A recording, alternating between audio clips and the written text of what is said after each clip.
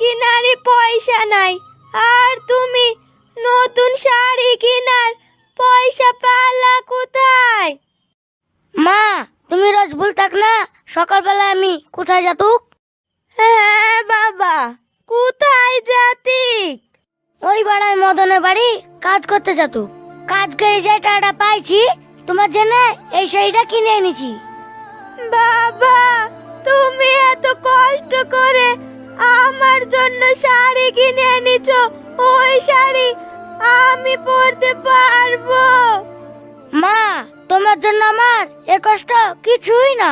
তুমি রোজ রোজ ছিঁড়া একটাই শাড়ি পরো, আমার দেখে না খুব খারাপ লাগে, তাই তোমার জন্য এই শাড়িটা নিয়ে আসনু।